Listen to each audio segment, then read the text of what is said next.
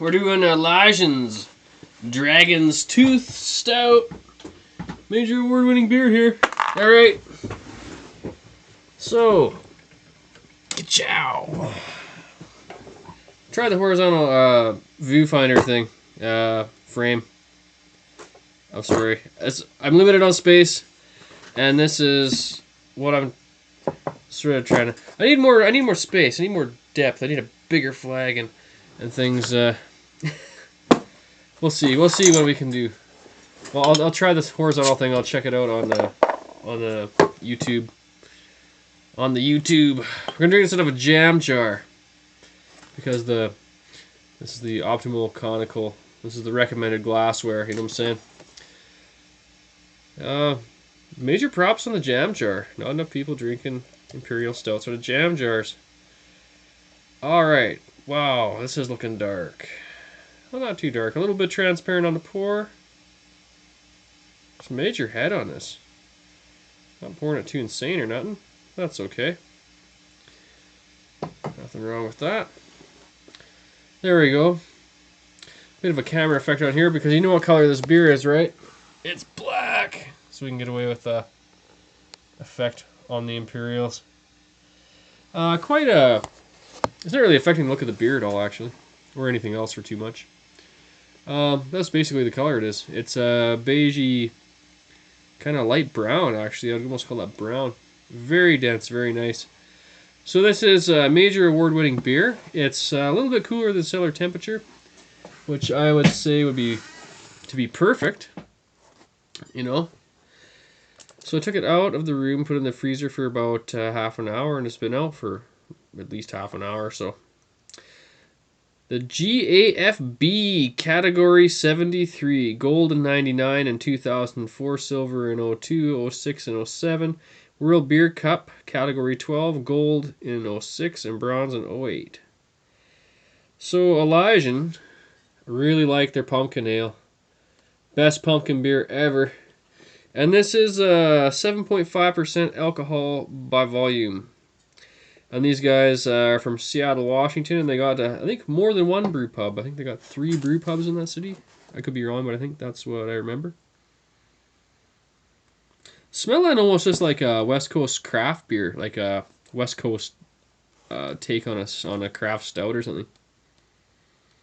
Just off the aroma, though, right?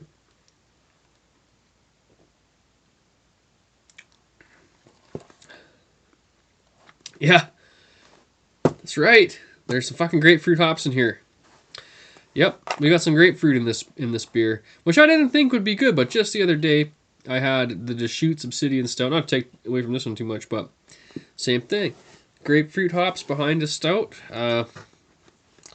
Just bringing it, you know what I'm saying? Just bam, doing it right. I didn't think that would be a good flavor combination, but be damned if it's not awesome. So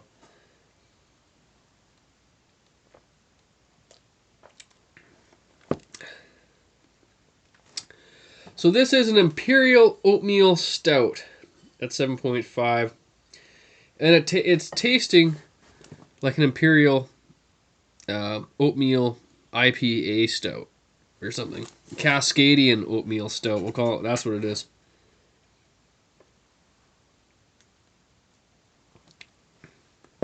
Damn, really drinkable at 7.5. This is dangerous beer, folks. I mean, you could just put this back. Hence the massive head on this. It probably has to do with the massive amount of West Coast hops. that are in here. I mean, that was a pretty slow pour on that, but just nice craterous IPA looking head here. There we go. Sorry. Yeah.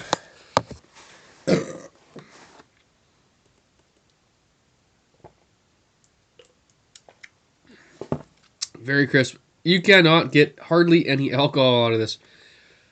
And I have a thing for slamming IPA, and I think I'm not the only one. Just like that, I'm drinking this like a double IPA, but it's going down easier because it's so smooth. Also, nice thing I have realized about stouts for myself is if you're not, if you're feeling a bit queasy or whatever, and your stomach isn't your friend that day, I'll say, stout is an excellent beer to drink because it really settles your stomach and makes you feel really good actually. So if you're having upset stomach, don't go for a pale lager or something. I want to step into one of your oatmeal stouts for sure. Definitely calm that shit down. Dr. Zerker, right here. Yeah. So, big shout out to Elysian because absolutely loved their pumpkin ale. And you know how many breweries completely screw up pumpkin ales or brew them and shouldn't even... I mean, if you're going to brew a disgusting beer, just don't brew it. I mean, you tasted it in a test batch. Like, why brew a big batch of it and sell it? Elysian's pumpkin ale is exactly what you want out of a pumpkin ale, I promise you. Do not be scared of that pumpkin ale, but definitely be leery of every other pumpkin ale you've seen out there. But these guys are doing it right. Damn, and this beer, I am really liking this beer. Because it's kind of my thing. It's not pruny and raisiny. Like, for me, a little bit of pruny and raisiny can be really good, actually. But there's so many of these Imperial stouts and red Belgians and stuff that just go crazy in the prune end and the raisiny. And I don't like prunes and raisins to begin with, but a little bit in the beer definitely can make it complex and rich and full. But there's just a certain level once it gets past that. I'm just like, not for me. I'll drink it, whatever, but I'm not enjoying it as much as I could be. This is like almost zero pruniness, really.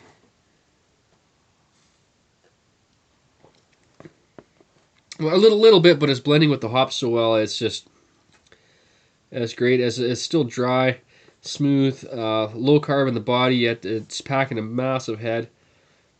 Yeah, West Coast, like grapefruit type citrus hops in here. It might be probably more than one variety, whatever. But yeah, I can see why it won a lot of awards back then. Now I know craft beer keeps moving forward, so sometimes a lot of these craft beers I see awards from 06. I'll try them, and they're good. They're really good, but they're not mind-blowing beers in 2014 in the world of craft beer. But this one definitely deserved those awards back then. As for now, as for award winning, I don't know. All I know is that I really like this beer, and it's not bringing the things that I dislike. So for myself, yeah, gold medal Elysian. I'm liking this beer. Zero pruniness, low carb, all the things I want in a stout. Smooth, calming. A slight transparency around the sides. Almost pulling out earthy hops in there as well. So I think maybe they use some traditional style hops, like maybe some Goldings or something in there. Like have some British style hops, and then they have the citric kind of comes in after that. So I would guess that there's definitely more than one variety of hop in here, because I just tasted a whole mouthful of like Goldings or something like that. So I really like this beer. I'm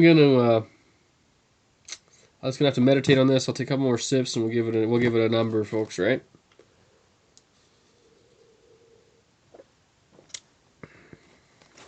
Damn, quite dry. Nice creamy finish. Lots of flavor and complexity just in the foam going down in the finish. That creaminess. You're picking out a lot of the kind of the yeasty flavor mixing with the earthy hop. on the way down, and it's just so nice and dry. Great mouthfeel, great texture. The burps are excellent. You know, I could talk about this beer all day. I just love it. A bit of lacing here in the jam jar. You know what I'm saying?